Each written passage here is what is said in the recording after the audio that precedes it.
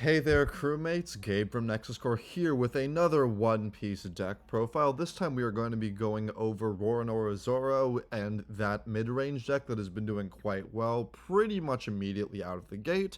The reason it's taken me this long to actually go over this deck is because red really isn't my playstyle.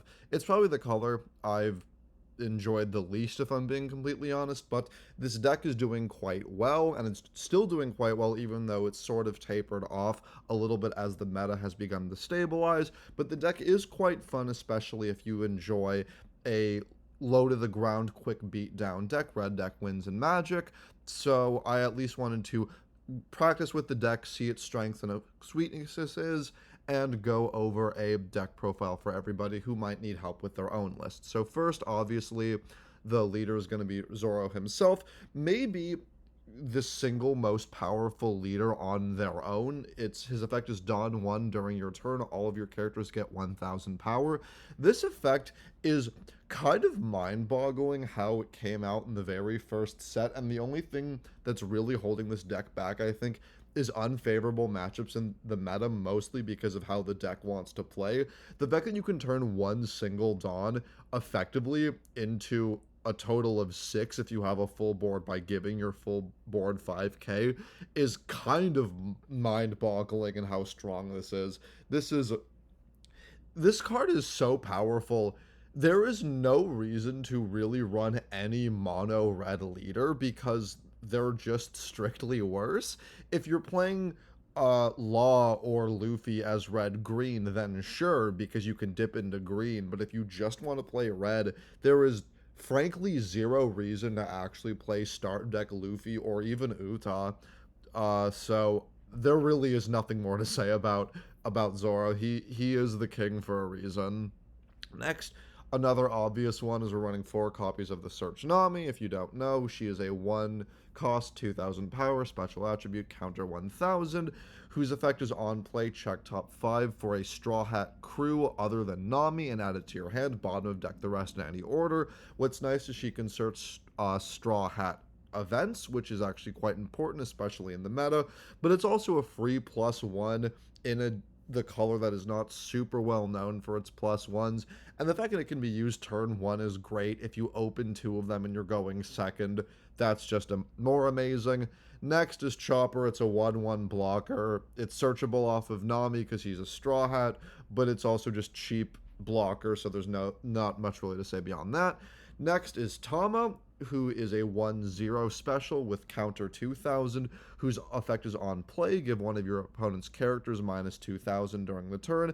This is important for 2 reasons. One, the 2000 counter is definitely important. This deck runs a lot of aggro cards, and not a lot of cards have shields, so you definitely want to run high shields to counterbalance it. But also, this really is how you deal with Kid in the Kid matchup. This deck can kind of struggle with the 8-drop Kid if you don't win before it's out and they're able to maintain that board state. You don't really have much to do with him being on the board, so being able to make him 6000 makes him a lot more manageable. Most things in this deck are in the 6000 range once you have Zoro's skill up, so that definitely makes things a lot easier. Next, we're only running 2 copies of the start deck Nami, who's a 1/1 special, counter 1000, whose effect is during the main phase. You can give your leader or 1 character Arrested Dawn. We're only running 2 of her, mostly due to space. This is a solid effect, and the fact that she has counter is good, but the deck is a little bit tight, and I don't think running more of her is that necessary. Having 2 of her on board is great, but you really never want to have more than 2 of her on board, because then your board gets kind of cluttered because you want things that will actually win you the game. But also, I've had plenty of situations where I didn't feel like I needed her, so I think 2 is fine, mostly as space filler. Next, we're running 2 copies of Gordon, who's a 2 cost, 3000 power wisdom attribute, counter 2000. On play, you may place a card from your hand on the bottom of your deck to draw 1. Mostly here for the 2000 counter, if I'm being honest, but depending on the matchup, getting rid of cards you don't need is pretty good. As you can see, there are quite a few events, but not every event is needed for every matchup, or if you are that desperate for something else, you can draw a card. If your hand is cluttered with cards that don't have counters, then it's a way to get rid of them. So I think Gordon is definitely nice, but again, mostly there for the counter. Similar to that, we have Sanji, who's a 2 cost 3,000 striker with counter 2,000, whose effect is during the main phase, you can add a card from your life to your hand, he gets 2,000, and you can attach 2 of your rested Dawn to him, effectively making him a 7k, 8k while Zoro's effect is online. Again, mostly here for the 2,000 counter, but this effect is definitely not bad at all. It's a bit of a risk because you are effectively losing 1 life for a massive power bonus. But at the same time, if based on how the matchup goes, you are significantly ahead, it doesn't really matter because this deck has a few rush cards and can do a lot of damage pretty quickly.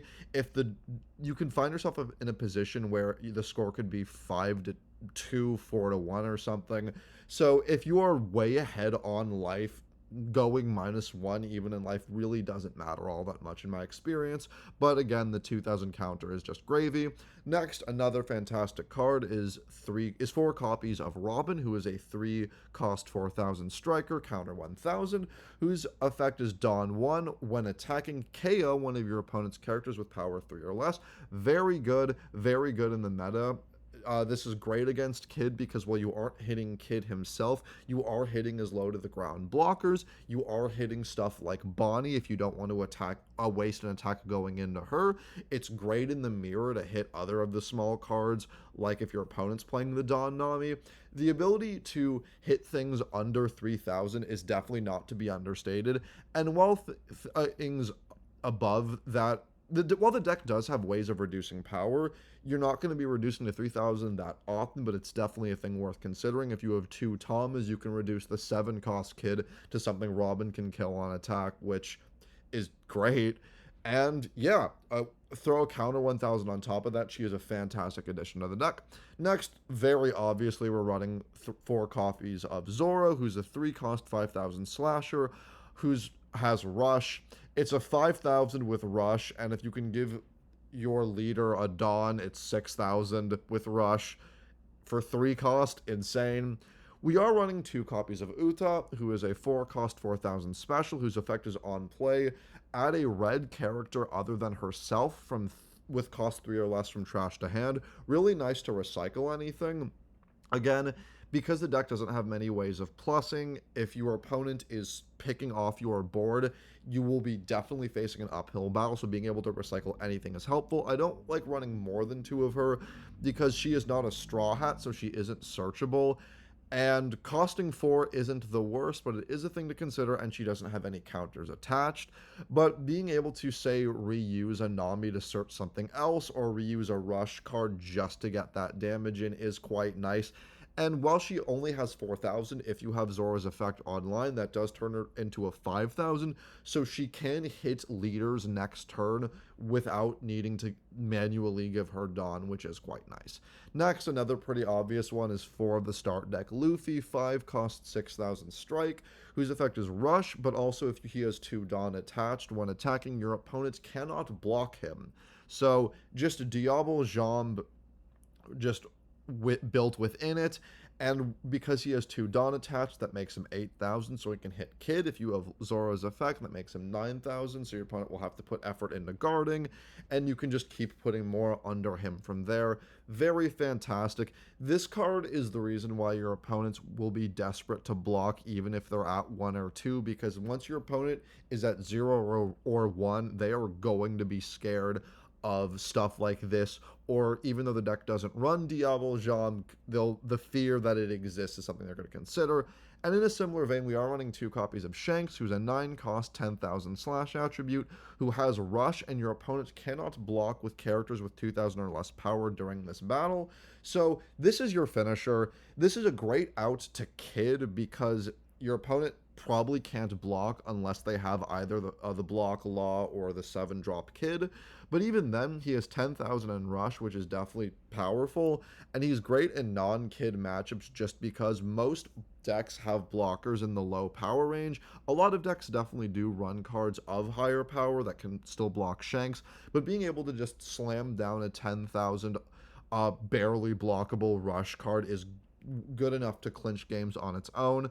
But in a lot of games, this is a card that this really is mostly there for Kid matchups. But the fact that It's not searchable is why you are running more than one copy of it, because it's not a straw hat, so you do definitely want to see it in a lot of matchups. It's also quite good against Kaido. Being able to hit an attacked bullet or the 9 cost Kaido is definitely something worth considering. And if your opponent doesn't have Queen on board, they probably can't block him anyway, so Shanks is a solid card, but more than this is just too bricky. Onto the events, we are running 2 copies of In 2 Years to Saba Odi, so its effect is main, check top 5, reveal a Straw Hat character specifically, add it to hand, bomb the rest, and its trigger, you can activate its main effect. It's kind of like a pseudo Nami. I'm only running it at 2, again, mostly because of space. And while the consistency is nice, the fact that it's an event means adding 1 is still a break even, because if you open 5, you play the event, you go to 4, but you search the card, so you stay at 5, whereas something like Nami would stay on the board, making it a +1. So the fact that you don't go above an advantage, or at least get a body on board, does not make this so amazing, but the consistency is very nice, and the fact that Nami can search it and it can search Nami is very, very good. We are running 2 copies of Radical Beam, is a counter for 1 cost. Give your leader or character 2,000 power, and then if you have 2 or less life, that card gets an additional 2,000, so a total of 4,000. And trigger your leader or one of your characters gets plus 1,000 during the turn. Decent trigger. It's a 4,000 shield that cost 1 in the late game, which definitely makes this a great card. Next, 2 copies of Gum Gum Red Hawk, 2 cost counter. Your leader or up to 1 characters gets 4,000 power, and then you can KO an opponent's character with 4,000 or less, or trigger your opponent's leader or one of their characters gets minus 10,000 for the duration of the turn. I'm only running it at 2 because the 2 cost is definitely a thing to consider in a lot of situations, especially if you want to, say, play Luffy and then give him Dawn to go over a blocker, and then also use Zoro's leader effect. And also, playing around the 4,000 is definitely possible. A lot of decks really aren't affected by this that much. There are cards, of course, in Kaido that care about this, like Higurashi, and if they're playing blue-purple, something like Law or Doflamingo blockers. But this is quite easy to play around, and a lot of cards, you're not going to hit cards that you really want to be hitting with this a lot of the time, especially if your opponent telegraphs it. But again, it's a 4,000 counter for a cost of 2, which is fine. And you can possibly get the pop, especially in the mirror is good, if the opponent didn't attach Dawn. And it also has a very solid trigger effect. So this is definitely worth running. But if anything, I would probably consider running more Radical Beams over Red Hawk, because of how this card can really seem telegraphed in a lot of situations. Next, again for the kid matchup, we're running 2 copies of Round Table, 4 cost, give one of your opponent's characters minus 10,000. This makes pretty much anything hittable. The highest power is the 10 drop Kaido at 12,000, which turns it into 2,000, so even the Searcher Nami can hit that. And it makes just so many things not a problem. If you really want to go for a kill, a funny play is use this on a blocker like Queen or Law, so they can't even block Shanks, which is always nice. But you can also, beyond anything, make anything a killable by Robin. Your opponent has like has Law or the 7-drop Kid. You can attack something with Robin and still kill it, because everything will be under her threshold. So this is really nice. Only running in at 2 because while its effect is amazing, the cost can be a bit of a drag. So there are some matches where this is the type of card I would be getting rid of with Gordon. And lastly, to round it out, we are running 4 copies of Jet Pistol, a very good card. KO one of your opponent's characters with a power of 6 or less, trigger, activate the main effect. So very simple. You can kill most things with this. This can kill Queen, or it can also kill blocker Law. If you play Tama, this can kill Kid, which is fantastic. And yeah, it has a great trigger, just because most things can be telegraphed by Red Hawk. Not many things can be telegraphed by a triggered Jet Pistol, which is very nice to spook your opponents, and some people will just get salty with that, which is very, very fun. So that about does it. This is arguably one of the more straightforward decks I've looked at thus far. There's definitely a lot of things you can play with. And again, if you're paying really close attention to what's coming up, I am not running any of the cards from the film Red start deck and all of those promos. I am trying to keep it within my deck profiles within relatively new release order. This deck is playable immediately out of set one.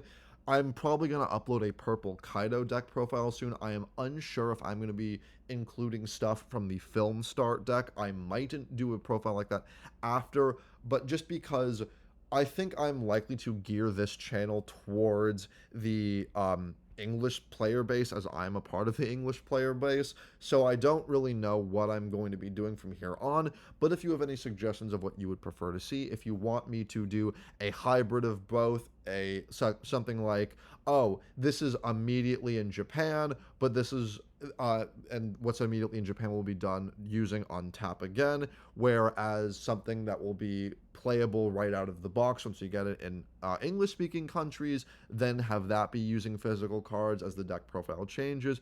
That's an idea I've had, but I've been going on long enough. Thank you all for watching. Like, comment, subscribe, and I will see you in the next video.